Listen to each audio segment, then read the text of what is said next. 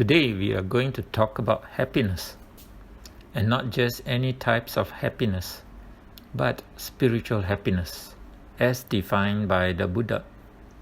What is spiritual happiness and how is it different from worldly happiness? Over the last few decades, scientists have studied happiness, but their focus is mainly on worldly happiness.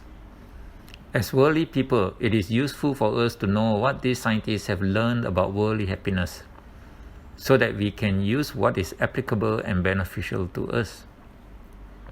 Studies on happiness have been extensive, but their findings can be summarized in a nutshell by focusing on these 5 big areas that we believe affect our level of happiness: wealth or money, health, relationships, purpose of life, and spirituality. Let's look at the first one, wealth. Generally, people believe that the more money they have, the happier they will be. But is it true?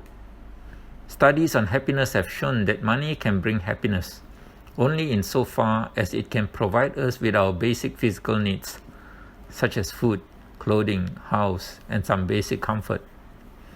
Once that is reached, more money does not bring us more happiness. Secondly, with regard to health, we generally believe that if we have a healthy body, we will be happy. This is true. However, what is equally true, or even more so, is that a happy mind gives rise to a healthy body. In fact, a healthy mind is your first line of defense against physical illnesses. The third one is relationships. Most people think that their happiness is derived from other people. They think, if only my husband behaved like this, I will be happy. Or, if my daughter is like this, I will be happy. What they really need to realize is that the cause of happiness is not from anything or anyone outside of themselves. Nothing external can make you happy. Only your mind can. Happiness is an inside job. To experience happiness, you must first decide to be happy. It comes from you. Think about this. Nothing outside of you is within your control. If your happiness is dependent on anything or anyone outside of you, your kind of happiness is very fragile and not dependable at all. It can be easily taken away from you. Making other people to be the source of your happiness only sets yourself up for disappointment, not happiness. The fourth one is the meaning or purpose of life. Scientists generally agree that a meaningful life brings us happiness, but a meaningful life is not the same as a successful life as we generally define it, in terms of accumulation of wealth. A meaningful life is a life with purpose, and this usually means altruistic or higher purpose. And you can find it even in small things or tasks, such as helping an old lady cross the road, or listening to a friend in need of your support. It does not have to be big heroic things. Last but not least is spirituality. Evidence clearly shows that people who are spiritual are happier. Living a virtuous life also brings happiness.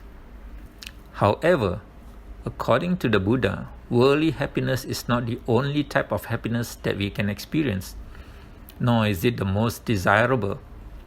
There are at least 2 other types of happiness. The Niramisa Sutta, found in Samyutta Nikaya 36.31, name 3 types of happiness: worldly happiness, spiritual happiness, and happiness that is higher than spiritual happiness. Here is a diagrammatic summary of the Niramisa Sutta. Not only does it say that there are 3 types of happiness or sukha, but also that there are 3 types of rapture or piti, 3 types of equanimity, and 3 types of deliverance. Let's take another look at the nature of worldly happiness. It is outward focused, dependent on the 5 sense organs. It is also dependent on external factors that are not within our own control. they are transient. The Buddha said worldly happiness is like a bottomless pit with no foothold to hang on to as you fall deeper and deeper into it. It is undesirable because it leads to the increase in unwholesome states such as greed, hatred, and delusion. In the Magandiya Sutta, found in Majjhima Nikaya number 75, the Buddha compared our pursuit of worldly happiness to a leper's pursuit of relief by scratching and burning his skin sores. Imagine that the leper has been cured of his skin sores and his skin is now unblemished. Would he still burn his skin? Of course not. He would be able to see it as it really is, that the burning of the skin only hurts and harms the skin. In the same way, a wise man sees worldly happiness as undesirable because he knows that pursuing it is actually harmful to his well-being. As long as he continues to pursue worldly happiness, he is within the reach of Mara's influence, still in Mara's lair. However, if we have attained spiritual happiness, then we are free from Mara's reach, just like a deer that is within the hunter's reach as it wanders near the fringe of the forest, but is out of his reach when it is deep in the forest. How do we attain spiritual happiness? We can see from the Niramisa Sutta that spiritual happiness is attained through the attainment of the jhanas. And how do we attain the jhanas? Through right effort, right mindfulness, and right concentration. According to the Samma Samadhi Sutta, found in Samyutta Nikaya 45.8, these are the first 4 stages of jhanas with their corresponding descriptions. But today we will not be looking at these jhanas in details. Instead, we will look at them in brief. Briefly, the Rupa jhanas have 5 jhanic factors: Vitakka, or thought directed; Vichara, thought sustained; Piti, joy or rapture; Sukha, happiness; and Ekagata, one-pointedness. When Vitakka and Vichara are established, we enter the first jhana. With the falling away of Vitakka and Vichara and the arising of Piti, we enter the second jhana. With the falling away of Piti and the arising of Sukha, we enter the third jhana. Finally, with the falling away of both pleasure and pain, with stillness and one-pointedness of mind, we enter the fourth jhana. The attainment of the fourth jhana is necessary for us to be able to see things as they really are. There are of course other higher jhanas, but they are not necessary for insight and enlightenment. So, when we compare between worldly happiness and spiritual happiness, we find that worldly happiness is outward focused, while spiritual happiness is inward focused. Worldly happiness is not within our own control, but spiritual happiness is intrinsically found within us. Worldly happiness is transient, while spiritual happiness with mastery can be experienced at will. Furthermore, worldly happiness leads to increased unwholesome mental states and is within Mara's influence, while spiritual happiness leads to increased wholesome mental states and is safe from the reach of Mara.